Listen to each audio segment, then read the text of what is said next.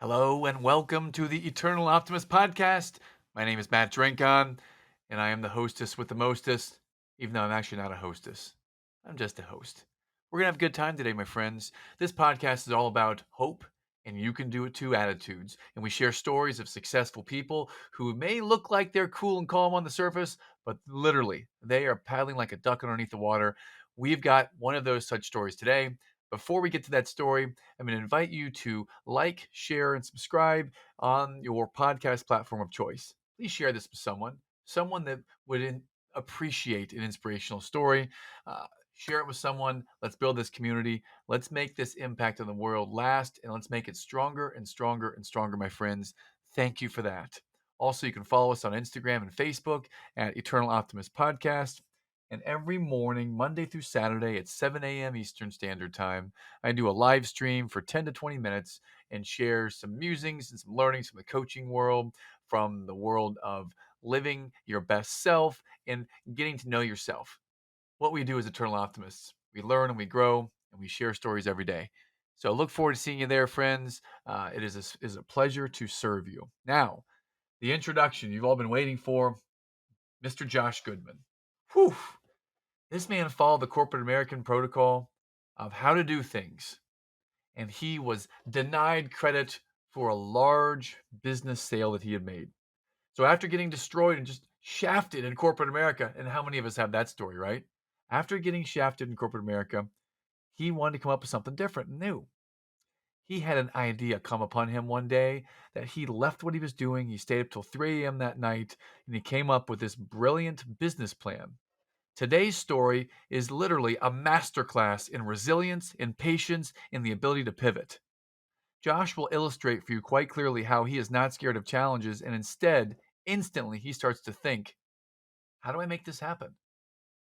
In this episode, we talk about his story from the early days as an employee who was literally stolen from, to his conception of the idea of pour my beer, to the unpaid work he did on the floor of a bar just so he could learn how the beer dispensers work, to partners overseas, to lawsuits, to having to sell on a trip to keep the company alive.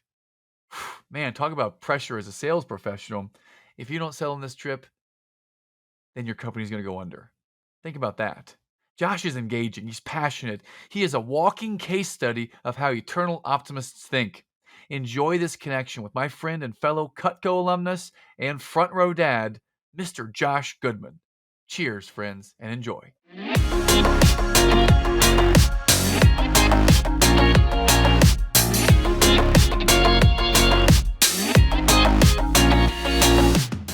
Without any further ado, it's my sincere pleasure to introduce our audience to a man who needs no introduction. The man who will look back in the many years from now and will say he ran the largest company in the world.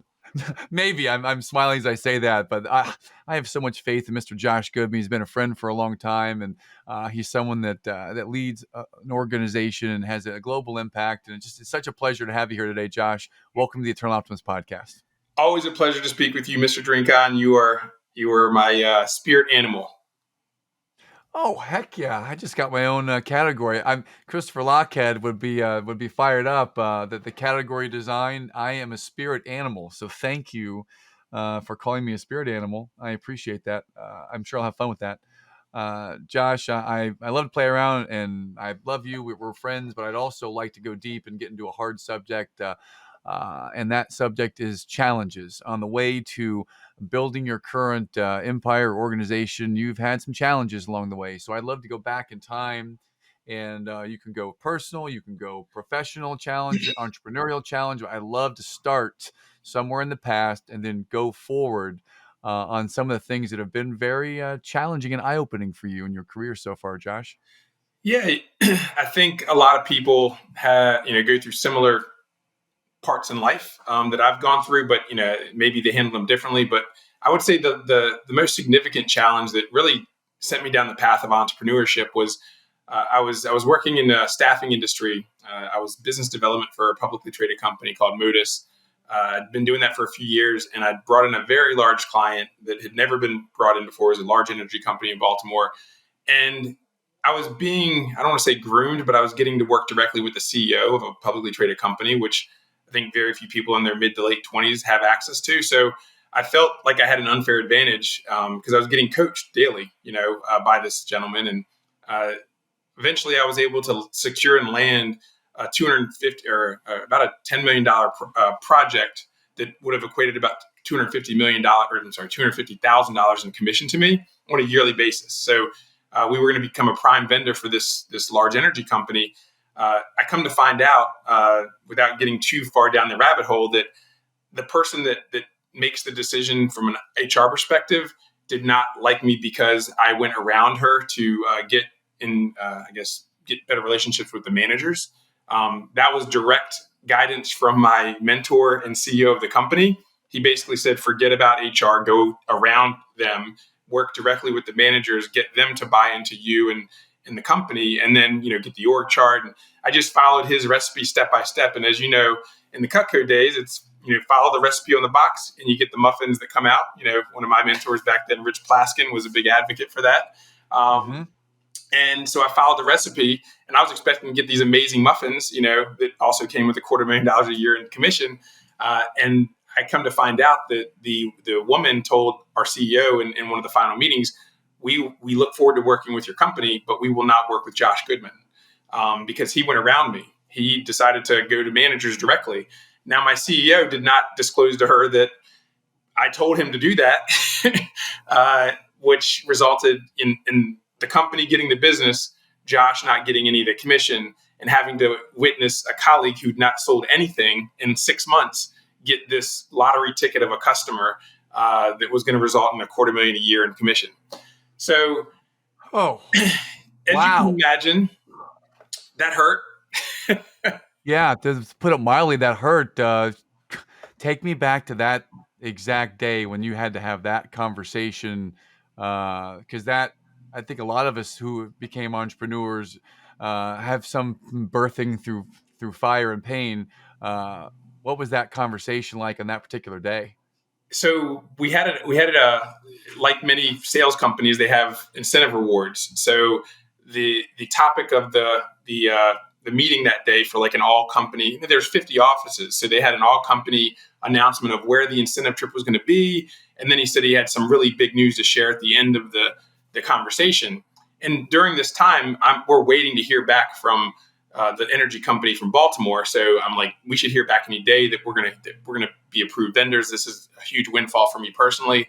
In my mid to late 20s, and they announced that they're going to have the event in Florida, a place called the Breakers. If you've ever been to Florida, it's a really cool beach resort. And so I was like, sweet, I'm going to crush it this year and hit the incentive trip and get to Breakers. And then he finishes the call with, and we just want to announce that the Modus Maryland office has just secured one of the largest contracts ever on the East Coast as a preferred vendor with Constellation Energy Group, and I was like, wow, like they're announcing we won this contract on the whole company, and then I look at my manager and he's looking at me, and I just instantly know something's not right here. Like, why would they not celebrate with me that we just won this massive contract when I was the one leading all the conversations and I was the one doing all the, intel and getting the org charts and taking managers out to, dinners and golfing and all that fun stuff.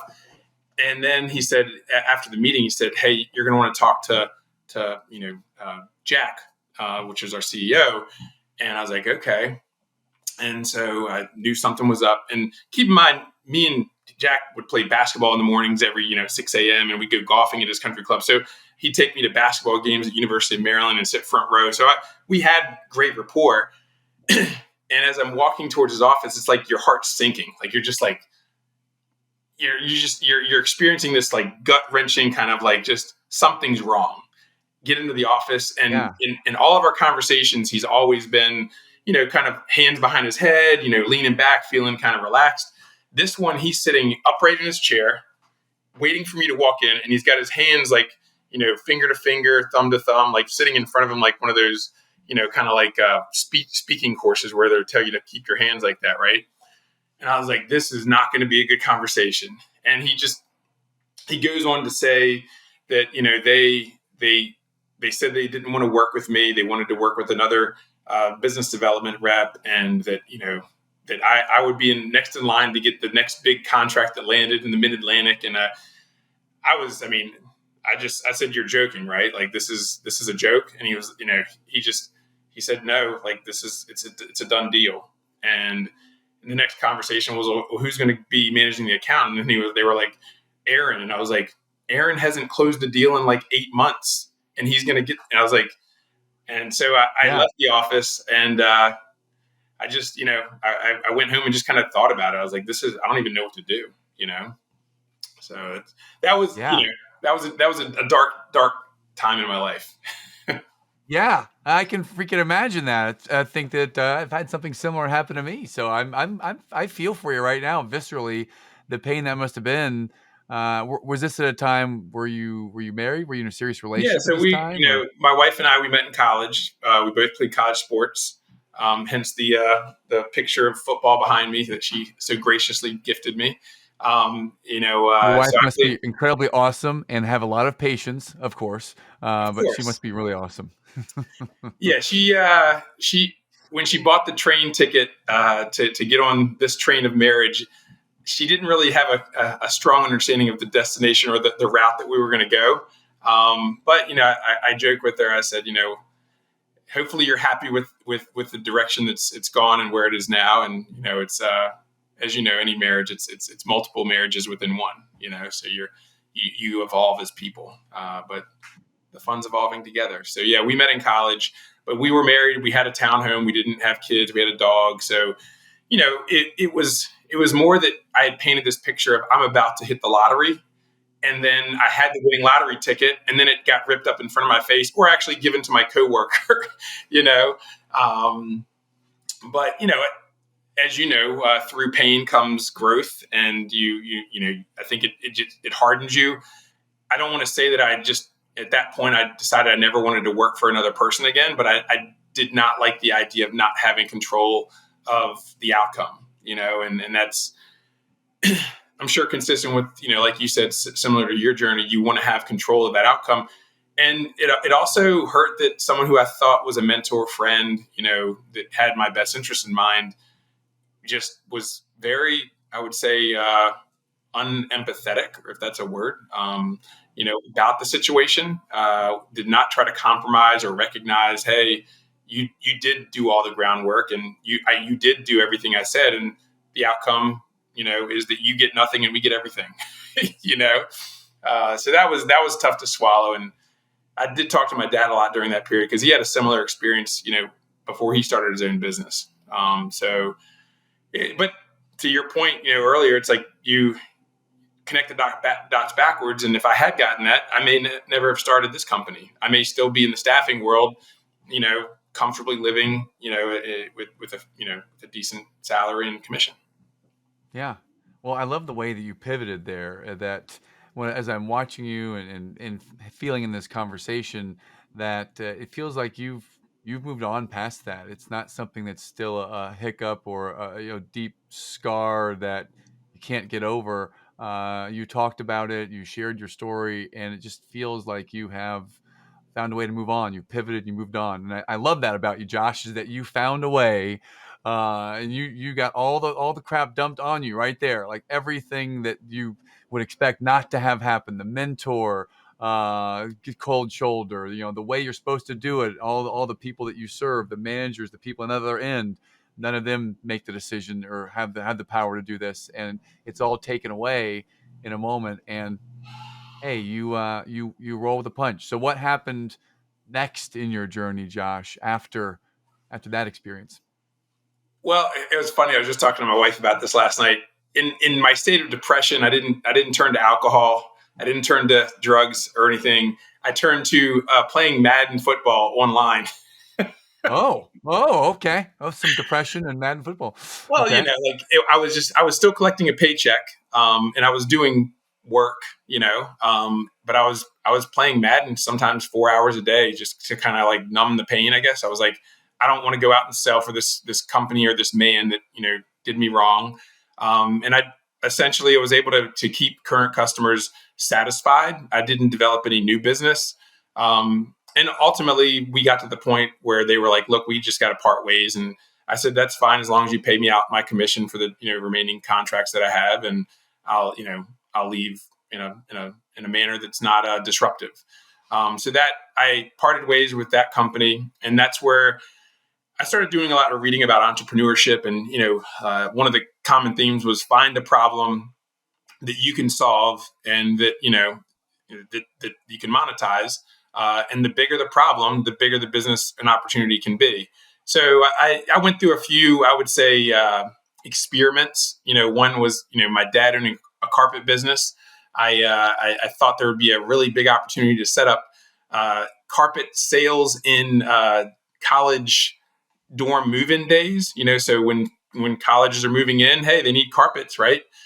So but my dad and I purchased 200 carpets, which was, I don't know, about $7,000, retail, or not retail, but for cost. And then I rented a truck, and I would set up 3 campuses that I was going to put these on. And I figured I could make like 20 or 30 grand pretty quickly. I proceeded to not make any money. The 3 colleges I tried to do it at, one of them, I think I sold 10 carpets for the whole day. Like, no one bought the 6x10 or 6x9s or the 8x10s. And then I went to another college, and I only sold about like 20. So I had 200 that I had to sell. So now I had 150 carpets in the back of a truck that I had to somehow find a place to put. And then the third and final one was at University of Maryland. And I was like, oh, well, this is a huge campus. I'm going to, and I had to go through the process of getting permits and stuff like that. And it ended up the day of move-in was an absolute monsoon rain pour, like epic. Biblical amounts of rain fell that day. So I did not get a chance to sell, so now I'm stuck with 150 carpets and the bill. And so I ended up putting some in storage, and then going to like 3 carpet stores around the DC metro area and doing consignment. So for like 3 years, I was getting these consignment checks when they'd sell the carpet, because I was like, look, just if you can put them there, when you sell them, pay me. So I ended up it was the hardest I'd ever worked for the least amount of money. And I'd also lost like 20 pounds in the process, because it's very tiresome to move carpet. These are very heavy pieces of material, and I'm moving them from the trailer to the storage units. And yeah, it was an inside joke at my neighborhood for a while, like, oh, know where I can get a good carpet. Oh, it's good. But so moving through that, that was the only, after that painful experience, I was like, well, I'm not doing something like that again. I gotta go down something that I feel is got more potential or whatever. And I ended up just at a bar in Baltimore, Maryland. I lived at the time. It was a place called Mother's Federal Hill Grill. And I was meeting some buddies there to get a drink. And again, I was on this mission to find a problem, not like pick a fight problem, but like find a problem with how things are working. And we're sitting there and we're complaining about how long it takes to get a drink. And it's just, I was like, yeah, this is weird. Like, we've been here 20 minutes, and I'm starting to look at other people without a drink as well. And, they're understaffed. You have the people running around trying to it's madness. But at the end, we're not getting a drink and they're not selling. So it's a dual problem. Like, it just, a light bulb goes off. I said, what if, you can pump your own gas and you pay for whatever you put in your gas tank? What if they did that for your beverages, your beers, your wines, your cocktails? And they're like, oh, I would, pay an extra $1 or $2 just to get the drink when I want it. And so then the light bulb went off, and I was like, well, it's liquid. It can be, measured. It can be managed. Like, let me see what I can do here. So I literally left the bar, went home, and started on a business plan around like self-service beverages. And that's literally kind of where you left the bar that day and you went home and you made a business plan because of that problem that you saw. Well, wow. I was up till probably 3 a.m. and I still have the PowerPoint. It's really sad to look at because it's so, it's sad, but it's funny. But it was the title of it was Adult Beverage Dispense Systems. And that was kind of the first night of brainstorming, I guess you could say. Awesome. Up to 3 a.m. First night, adult beverage dispense systems. You still have the PowerPoint. What a great story so far. Let's keep going.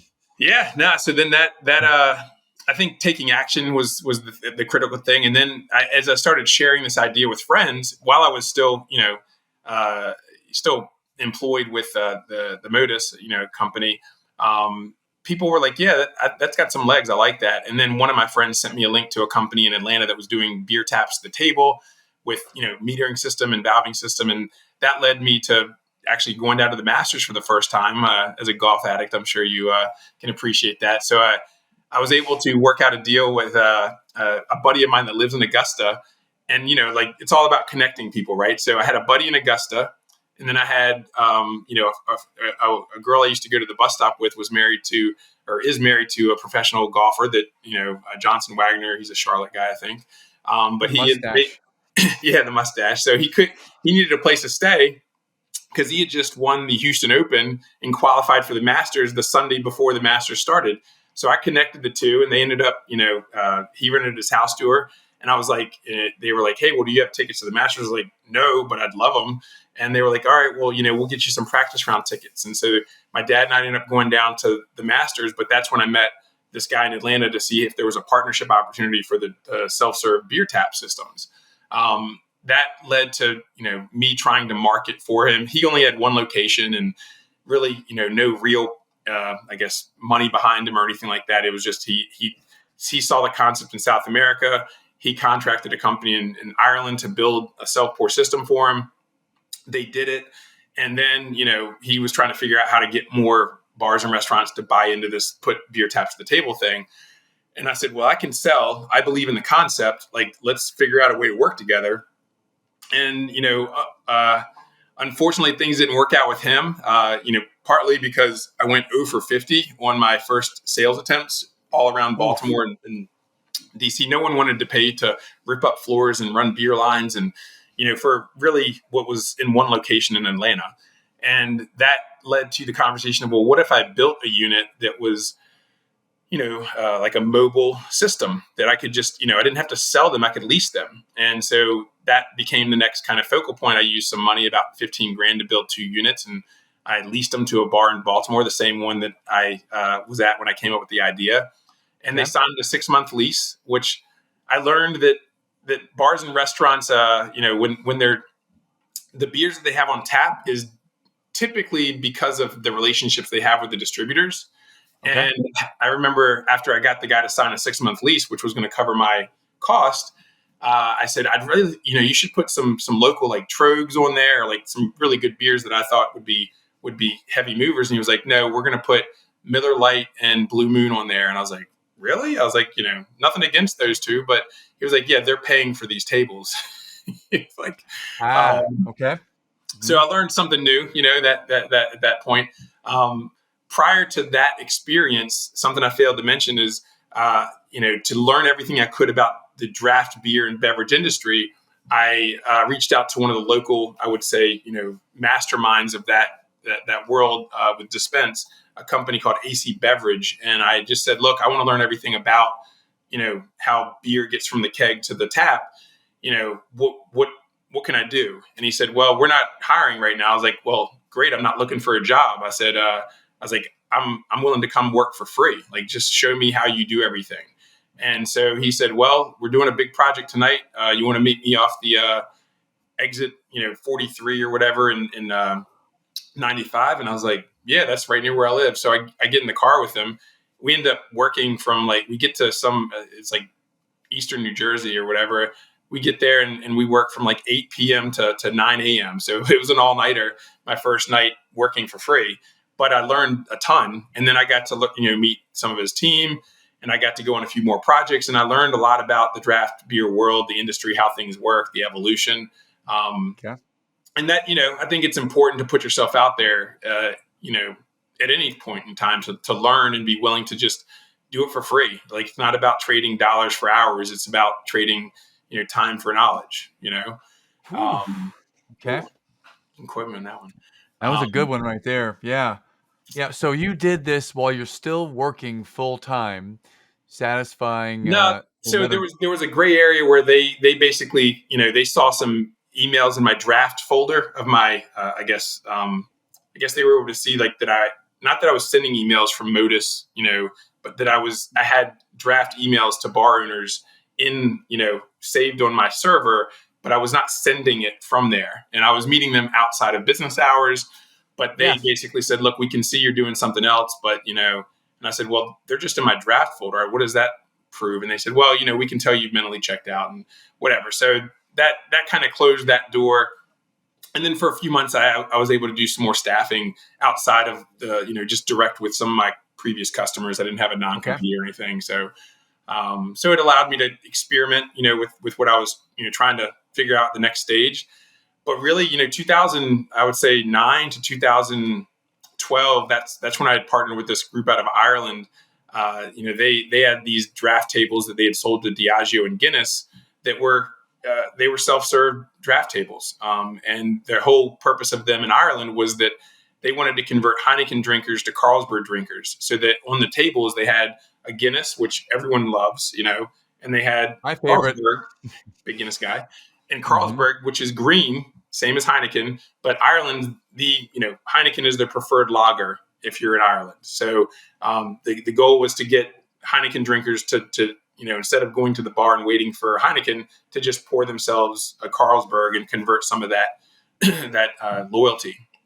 That what I didn't know when I first got engaged with these guys. So it was kind of cool. I reached out to them, pretended like I was an interested bar owner in Pennsylvania, and I said, "Hey, I want to put one of your draft tables in my bar in Pennsylvania. What's the next steps?" And I could tell by the response that they had no idea the regulations that the United States has around self-service drinking. So they responded and said something like, "Yeah, we've got global approval, or we've got international approval to sell this anywhere." I was like, "Can you show me a certificate?" And they, of course, didn't have anything. And so I ended up disclosing to them, "Hey, look, I've been in this self-serve thing for about a year now. I understand the laws that come with doing this. I understand what you need to do." And they said, "Well, we're looking for someone to run the United States. Would you be willing to come over and meet with our leadership team?" So they got me a ticket to Ireland in December of 2009, and I got to fly over to Ireland. I was excited. I was like, I'd never been to Ireland. I got to go there for free.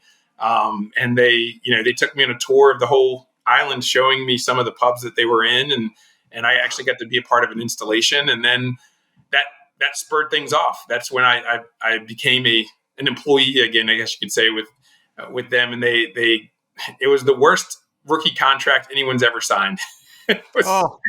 They not to classify all Irish people as hard negotiators, but and I knew it was a terrible contract. I just said, "Look, I'm going to prove my worth, and they can't live without me." So the rookie contract I signed was, coming off of Modus, where I was making, mid six figures or whatever. I think it was a $40,000 salary, not terrible, with nothing else except for a 5% of net profits bonus, which, like, we probably weren't going to profit for a few years, but the way they sold it to me was we sold Diageo 3 million euro of these tables, and the population in Ireland is 7 million. So it's roughly half. So if the United States is 300 million people, you should do 150 million or so, maybe 100, just to be conservative. I was like, okay, this is that. I don't believe in those numbers, but let's go. Okay. So that was the next Let chapter. me And that prove was, it. I love your mindset there, Josh, around let me prove my worth. And another a great learning lesson that you're kind of sprinkling along the path here. So thanks for that. Sorry to interrupt. Please go ahead. no, it was definitely a unique experience. But there was no clear map to growing that concept in the United States. Plus, there was a lot of different challenges. Like in Ireland, they made one sale to one distributor, Diageo, that was worth 3 million. In the United States, that's illegal. You cannot sell to the distributor to give to the end customer, because we have different laws in the United States that ensure that the little guys have just as much an opportunity as the big guys. Ah, So that was an oversight on their part. I don't think they understood that you could not sell to a distributor and they couldn't give it away to a bar or pub. That was a very different mindset. So all of my sales had to be direct to the end customer, and if they could supplement that cost of sales by like the people at Mother's did, then that's up to them. I had another customer. They were like, I said, "Why are you putting Guinness and Miller Lite? That seems like a weird combo." He said, "Because the Guinness rep is buying a $500 burger every Wednesday, and the Miller Lite rep's buying a $700 burger every Thursday to supplement the cost of the system." So there's ways around it, I guess you could say. I'm sure they've tightened it since that. That was 2010. But that was a unique experience. Again, I was able to get a business off the ground. And it came with all of its own challenges. Like, because our servers for our email were hosted in Waterford, Ireland, we couldn't get emails past 12 o'clock, because for some reason, every time they'd leave, the servers went down. So I couldn't get or send emails. So, I think some people would just sit there and complain like, "Oh, this stinks. I can't send or get emails. Can you guys fix this?" I just went out and bought another website and started using that email as the way I was communicating to people. And then, that solved that problem. We weren't relying on their poor, technical savvy. So then we grew that company from like 800,000 or 200,000 the first year to 800,000 the second year to we were on pace to do 1.6 the third year. And it was just myself, Declan, my business partner here, and one or two other people. So it was a pretty lean business that we were growing. But then the sun set on the Irish company in regards to their financial problems, which we were not made aware of, and we found out through my business partner's brother that they had filed for bankruptcy and they were going into receivership. And then they kind of spun it to us like, "Hey, well, why don't you start this new company in the United States and transition? We'll start this up, fresh." And then at the same time, they asked us to take down all the locations of our current customers, because they didn't want essentially they owed Diageo money. So they had sold 800 beer tables to Diageo. Diageo said, "Look, we're having problems with them. Can you, and they were warehousing the tables, and they said, if you want to buy some of them back, you can just buy them back as you sell them or ship them out of inventory." Well, every time we got 40 tables, I was paying them, $3,000 a table when I'd sell it. They weren't giving the money to Diageo. So when Diageo did a stock take, they were like, "There's 176 tables missing. You owe us, 3,000 times 176. And they were like, "We don't have that." And then that's when they filed for bankruptcy. And, that was, I got stuck in the middle of that. And that's where Declan and myself decided, look, we like the direction we're going as, the company, but we don't like the people we're in business with. So we ended up starting our own company, which ended up being Innovative Tap Solutions, the parent company for Pour My Beer. So that was, that was scary, to start fresh with new knowledge. We built the website, but then that came, the big challenge there was who was our technology provider? Because before it was the Irish company, and indirectly there was a company in Austria we've been working with, and so we I would say 2013, 14. I talk about stressful kind of lulls. So that was a lull. So we were excited that we were starting our own company, and we were the 100% owners of it, but we didn't have a clear path or a large amount of capital to really help us make it through that, which led to, we took on some not partners, but we started reselling another company's technology in 2013. It's now our competitor, but we sold their first 30 systems. They had built a technology that was self-service, but they had not ever sold it because it was a lawyer and a technical person. So that doesn't typically add up to great marketing or sales. But Declan and I had the sales and the marketing. So we were able to get it on Bar Rescue when we sold 30 systems. But we realized that we just weren't aligned, morally or, technically with them, because they didn't care about customers the way we did, so we would go out of our way to make sure every customer had an amazing experience. And whenever things went wrong with them, they'd point at us and say, "This is your problem, you fix it." And that came to its boiling point at the end of 2000 or middle of 2014, where, there was a customer that had a whole keg leak on their floor, like a week before their opening night. And they said, "Look, there's a cracked valve, which is a key component to the system. And we bought it from this company in California. And we said, look, the owner said it's going to cost $2,000. Let's just split it. Like, clearly the cracked valve, they showed us a picture of it. And they said, well, no, we're not splitting that with you. And at the time we only had like probably $5,000 in our checking account. So taking $2,000 out of it was going to be very painful, but it was the right thing to do. And I did it. I paid them the $2,000, and I essentially broke up with the company in California and said, we can't work with you. Like, if you can't care for your customers, like, that's just, and we're out there installing these and supporting them. Like, that's just not a good relationship. So there's a Entrepreneur magazine that listed out the different chapters. So that was chapter 2. Now we're going into chapter 3, which would be the actual like partnership with the Austrian company, which that's the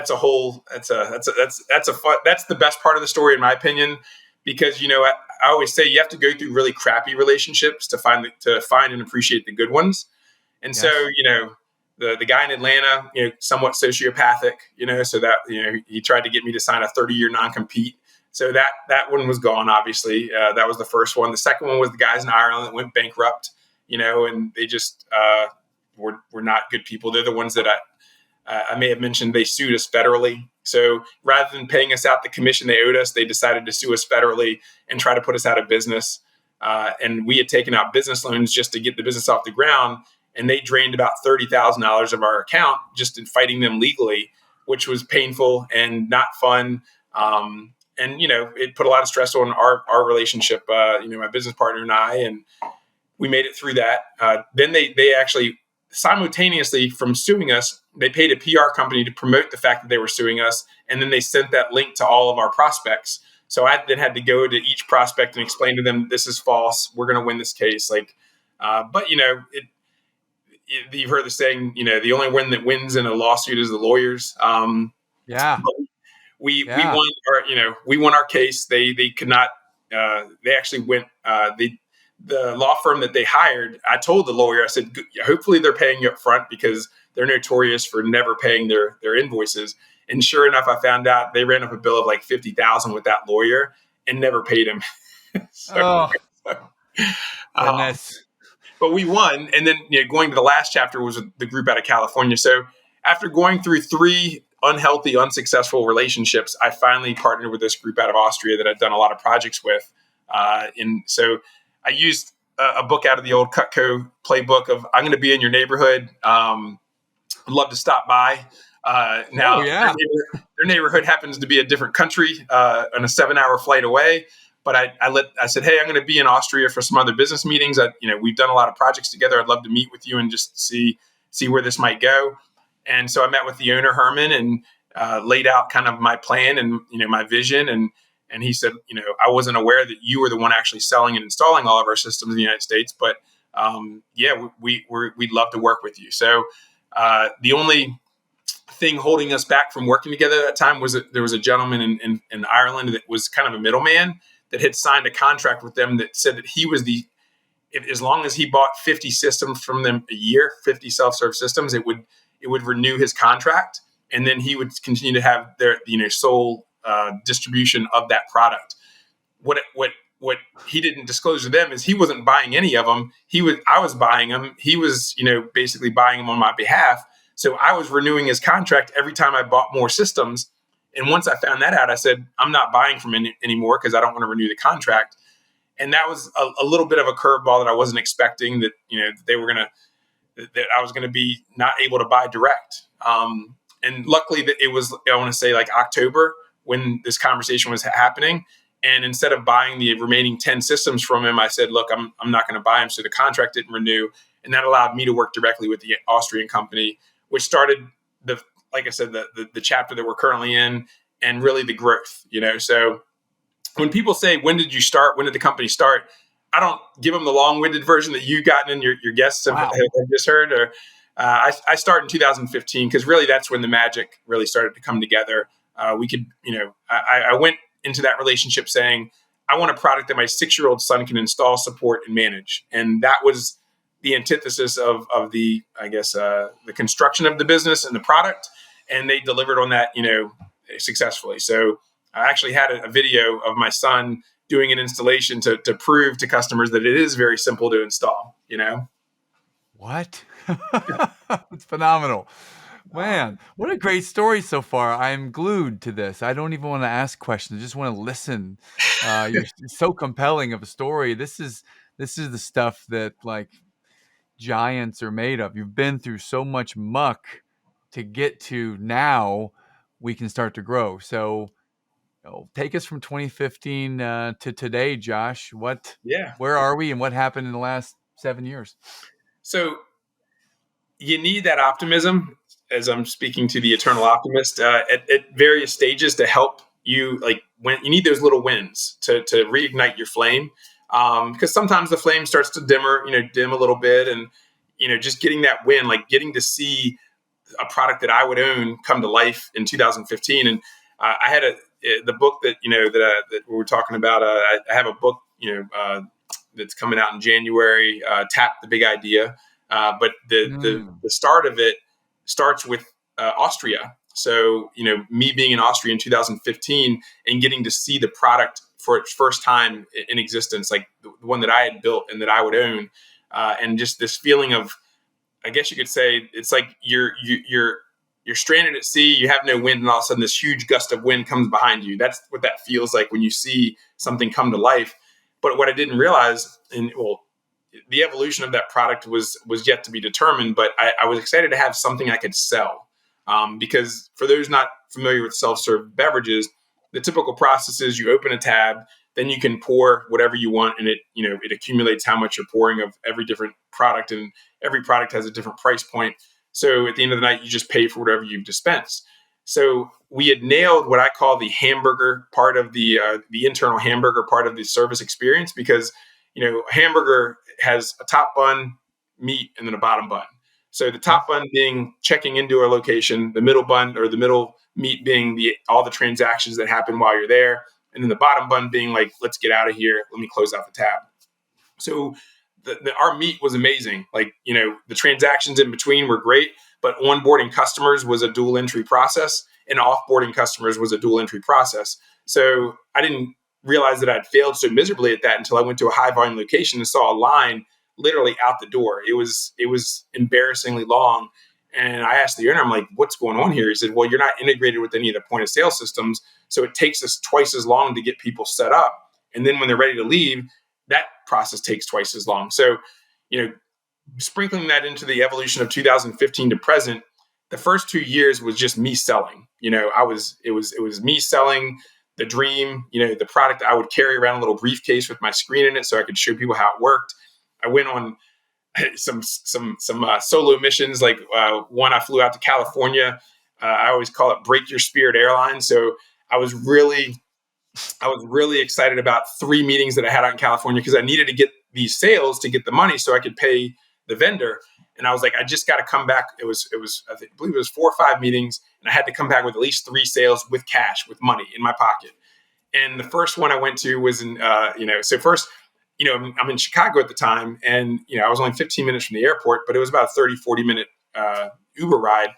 And I had a flight at 7 a.m. or something like that. I get to the airport, and, I'm not an unexperienced traveler. I checked to make sure the flight was on time. I checked to make sure it was updated. I get all the way through security, get to the gate, and they're like, sorry, this flight's, not here. You can come back tomorrow. And I was talk about, a letdown. I'd gotten up at like 5:30 to make sure that I was on time for this flight. I took the Uber. So I did it all over the next day, flew to LA. And I had this whole thing mapped out of, flying to LA, all the meetings up the coast, and then I'd fly out of San Francisco.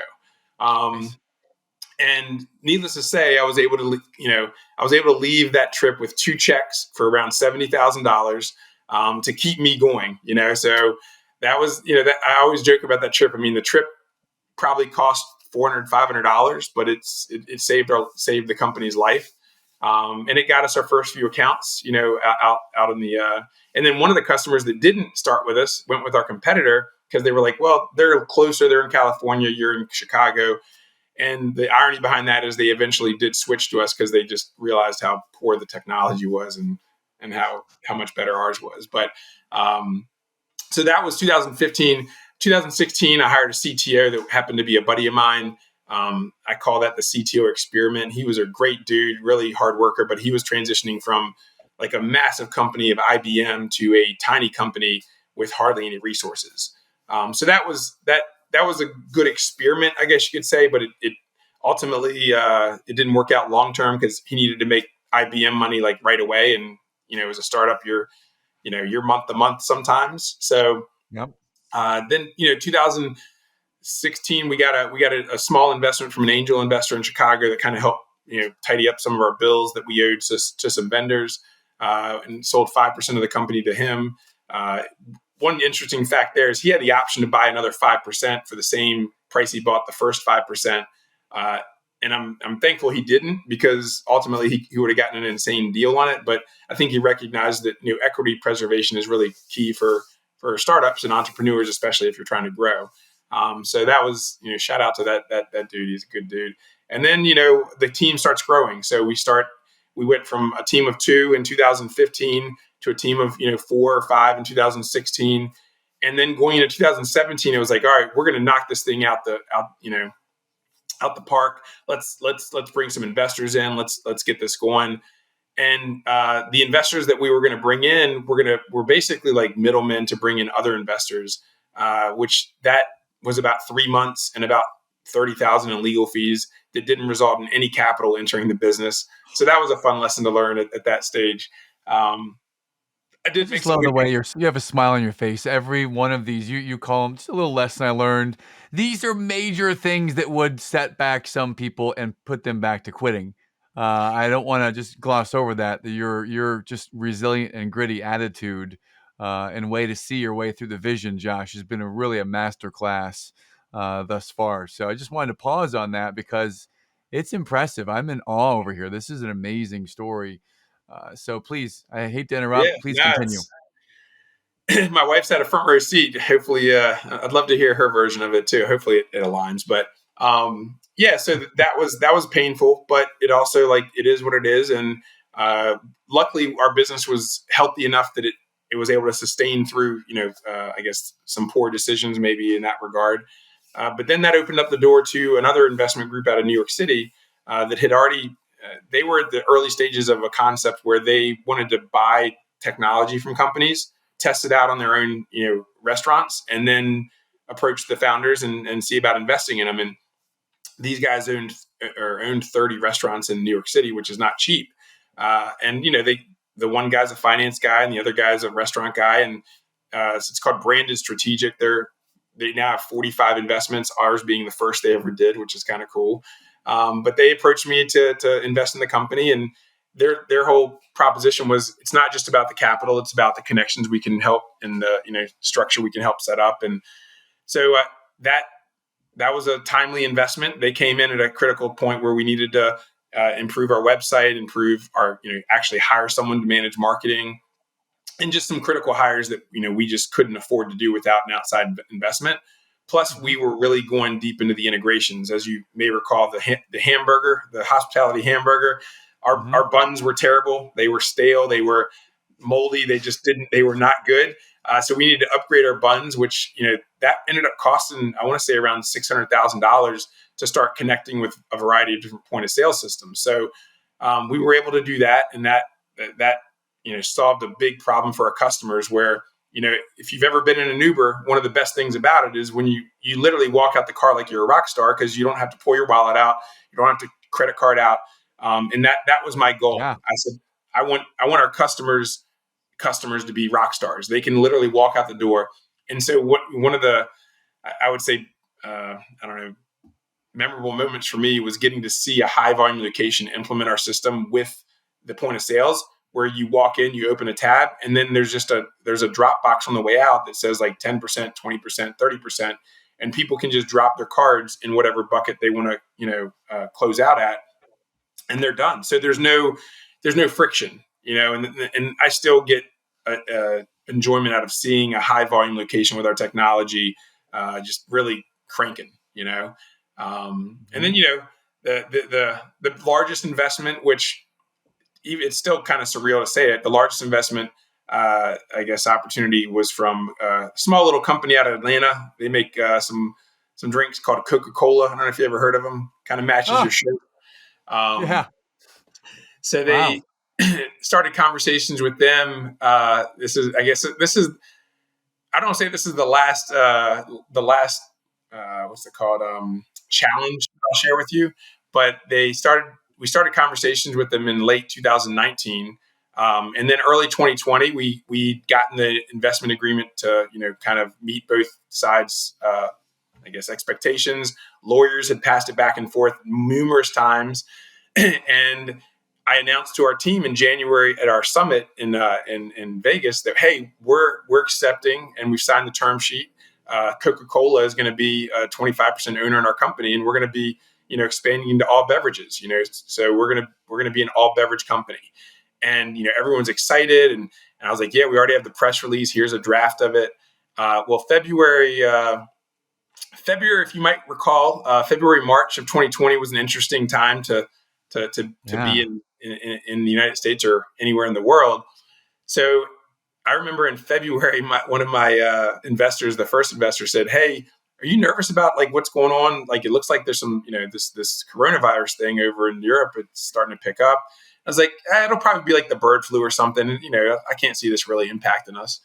And sure enough, the contract got kept going back and forth, and then like March 12th, I got a text message from the investor from Coca-Cola. He was like, "Hey, I know that we've got all the docs signed, but all of our assets have been frozen. We cannot invest in your company.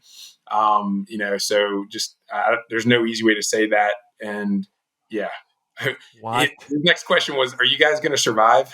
I said, I was like, absolutely. There's no chance. I was like, we'll pivot. We'll, like, yes, I'm not happy to hear that this investment that we've all worked the last 4 months on is not going to happen, but like we'll be okay.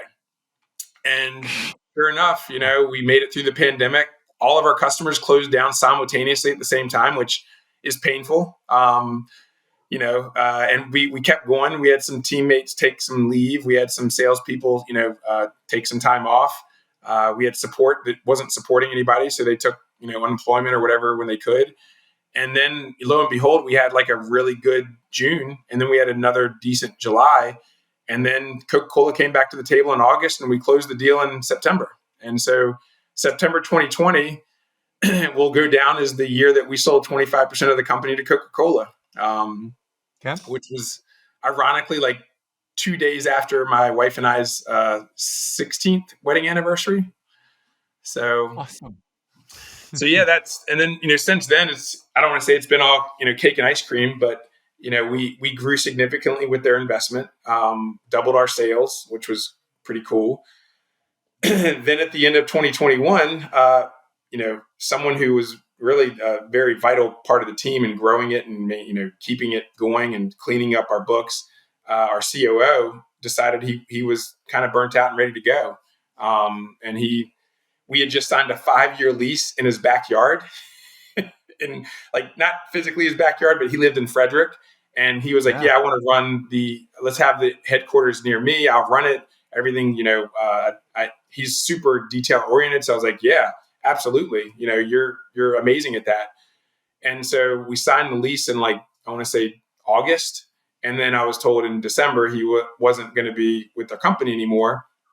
So now I had to get out of this 5-year lease, which was another, and then not to complain, but we had already, my son, and not to go too far into to this part of it, but in 2020, I think I shared with you, 2 months after the investment from Coca-Cola, we found out my son had an 11-inch tumor on his spine. So my 11-year-old son was going to have to go through an 11-hour surgery, and we were going to live in a hospital for roughly a month and a half in Chicago.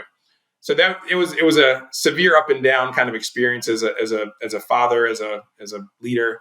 But that being said, the team really stepped up. In my absence during February was when the actual surgery was, and my son's made a full recovery. But it was it teaches you a lot about I guess just your team and their work ethic, and it also ties them in. Like they can see like that was a very painful time for my family.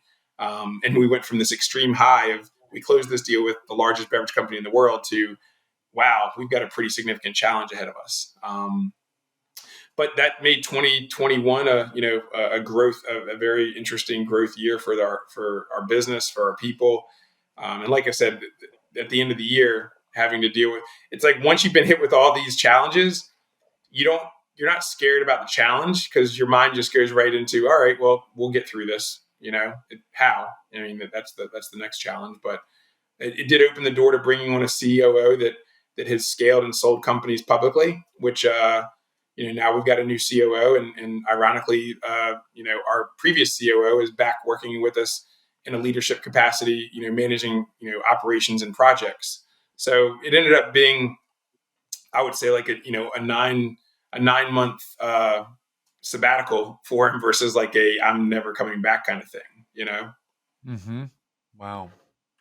Wow. Well, Josh, if we can pause for a second here, you just said what I would call another major nugget of wisdom. You shared not scared of challenges. You simply think how. How do I solve it? I love that mentality. And there's so many little drops of wisdom throughout our discussion today. And it's been a real pleasure to listen.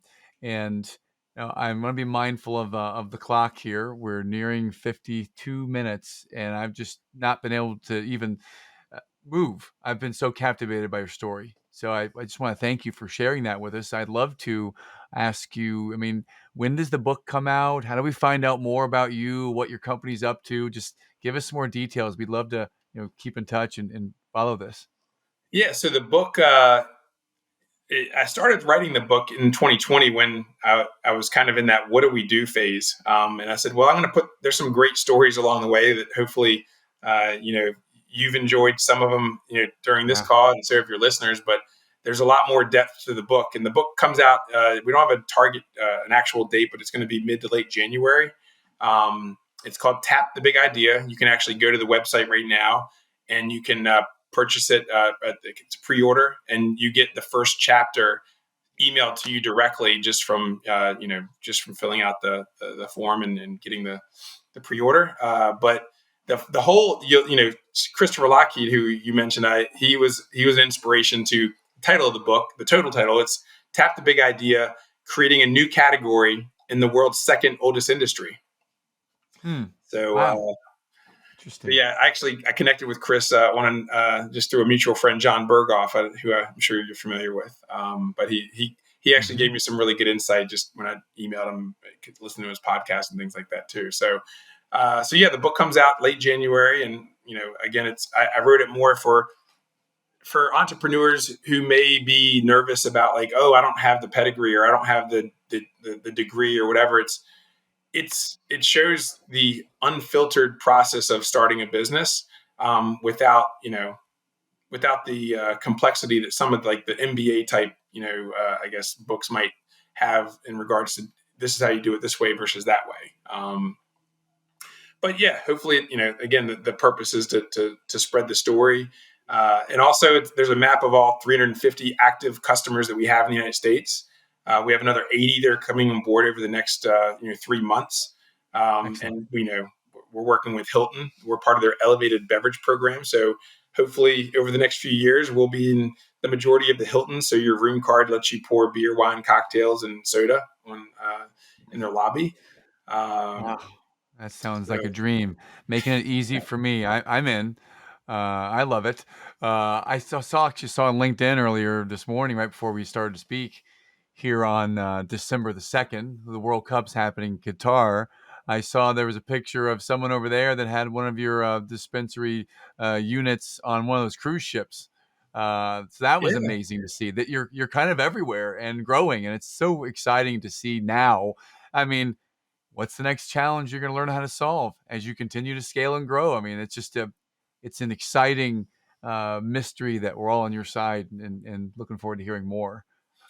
So I, uh, I want to say thank you for taking the time to invest with us today and sharing the story. And certainly when the book comes out is about the time this episode is going to air sometime in January. So we'll definitely promote it, but thank you, Josh, for sharing everything today, man. You've been great. So thank you.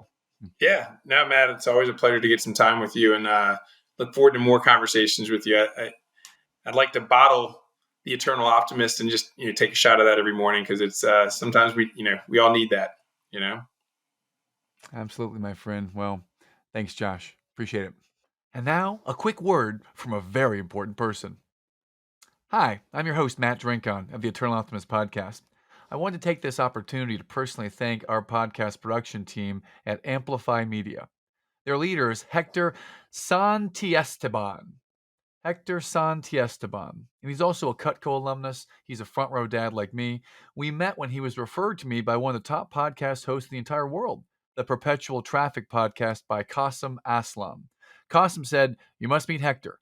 And I've only had my expectations exceeded time and again. Well, I met Hector, and my expectations have also been exceeded time and again. So if you're interested in starting a podcast or in checking out our production team, ping me or reach out to Amplify Media and Hector Santiesteban. Thanks, brother. Appreciate you.